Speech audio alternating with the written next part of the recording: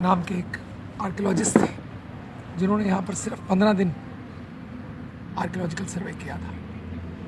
तो यहाँ पर प्राचीनतम सभ्यताओं के प्री हड़प्पन से पहले और उसके बाद लगातार 6-7 अलग अलग गुप्ता काल का, कुषाण काल का, अलग अलग कालों का यहाँ पर रोमन सभ्यता के कुछ कॉइन्स मिले, अलग अलग अवशेष मिले। तो ये जो प्रचलित भावना थी कि महाराजा अग्रसेन का ये स्थान था, इस बात का वैज्ञानिक प्रमाण मिल गया कि ये तो अत्यंत प्राचीन सभ्यता है। और यहाँ पर एक सभ्यता लगातार नहीं जी, कई सभ्यताएं आई, कई बार, कई साल, कई बार 1000 साल जी, फिर ख़त्म हो गई, फिर दोबारा आई, फिर चली गई। तो आखिरकार फिरोज शाह तुगलक के समय में ये हिसार का जो किला बना, हिसार शब्द का अर्थ पर्शियन में किला है, वो भी यहाँ की जितना भी यहाँ का जो सामान था, ईंटें थी, अशोक का एक पिलर 234 बीसी का जो हिसार के किले में लगा हुआ, वो अग्रोहा से उठाया गया। तो कहने का अर्थ 234 बीसी का, ये प्रमाणिक बात कर रहा हूँ मैं। तो कहने का अर्थ ये है कि अग्रोहा के बारे में ये समझना कि एक सामान्य चीज़ थी जो केवल तक्षशिला और मथुरा के एक बड़ा एक रास्ते में स्थान था, केवल इसका नहीं है। ये लगभग एक पूरा एक संसार था यहाँ पर, और उसकी जो प्रतिभा थी वो अत्यंत विलक्षण थी, वो सामान्य नहीं थी। वो न केवल भारतीय चिंतन की पराकाष्ठा को, भारतीय जीवन शैली की पराकाष्ठा को, इसका एक छोटा सा उदाहरण है, 1 ईंट और 1 रुपया। वो एक उदाहरण है उस समय के जनपदों का, ठीक है ना जी। तो अग्रोहा का जो मूल नाम था वो उसका भी संबंध जनपद से था, ये उस जनपद का कैपिटल था अग्रोहा। तो ये बात प्रमाणिक रूप से सिद्ध हो गई कि ये कोई एक छोटी मोटी जगह का और उसका आधार, मतलब उसका स्थान नहीं है। ये एक विश्व स्तर के उस समय की सभ्यता का एक अग्र का अर्थ होता है आगे, अग्रगणी जो मान्यताएं थी, जो उस समय के जितने भी तरीके थे जीने के, चाहे वो कॉइन्स के हों, चाहे वो धर्म के हों, चाहे वो अर्थ के हों, चाहे काम के हों, चाहे मोक्ष के हों। तो ये जो चारों पुरुषार्थ हैं, उन पुरुषार्थों को जीवन की बेस्ट हिंदू पद्धति को एक्सप्लेन करती थी विश्व के आगे। तो हमारी अब प्लान ये है, भारत सरकार और हरियाणा सरकार अब ये निर्णय कर रही है, हमने करीब 35 करोड़ का अभी पहले स्तर पर एक प्रोजेक्ट बनाया है।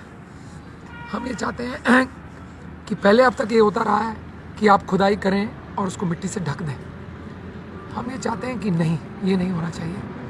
खुदाई करके उस जगह को प्रिजर्व करके, संरक्षित करके, उसको लोगों के जो उसमें अंदर से निकले उसको म्यूजियम में रखें, और जो खुदाई की हुई हो उसको सुरक्षित करके चारों तरफ से लोगों के देखने के लिए और ऊपर से ढककर, जैसे कुछ अन्य देशों ने किया।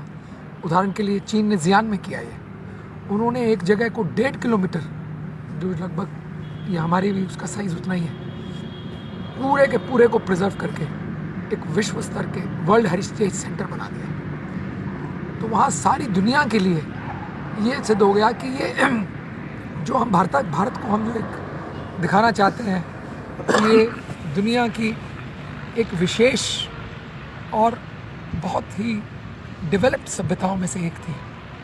तो ये हमारे आने वाली जनरेशन्स के लिए एक प्रेरणा का स्रोत बनेगा। तो इसमें तो जो म्यूजियम बनेगा सर, फिर यहीं बनेगा, जो सामान निकलेगा यहीं रखा जाएगा? हाँ, कहीं आगे शिफ्ट नहीं किया जाएगा? नहीं, वो केवल म्यूजियम नहीं, और भी बहुत कुछ बनेगा। जैसे मैंने आपको बोला, उसको प्रिजर्व करके चारों तरफ से एक ऐसी चीज़ बनाई जाएगी कि जो पुरानी चीज़ है वो वैसी की वैसी रहे।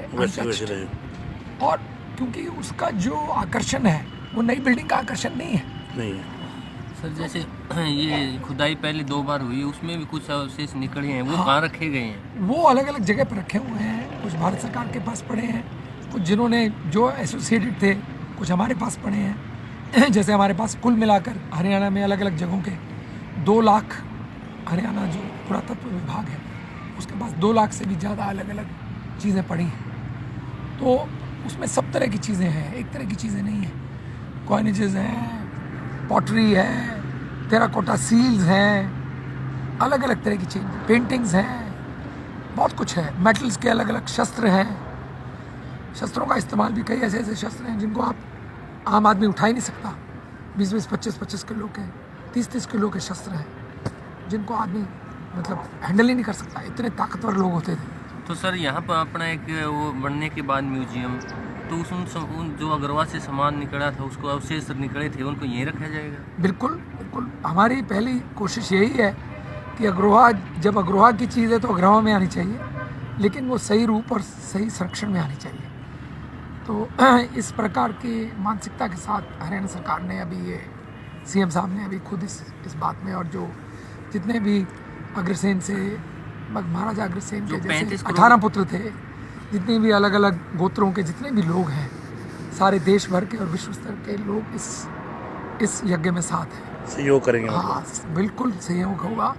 और ये जैसे मैं कल देख रहा था, मेरा ये मानना है कि महाराजा अग्रसेन का जैसे व्यक्तित्व अत्यंत असामान्य और बहुत प्रतिभाशाली था, देवतुल्य था।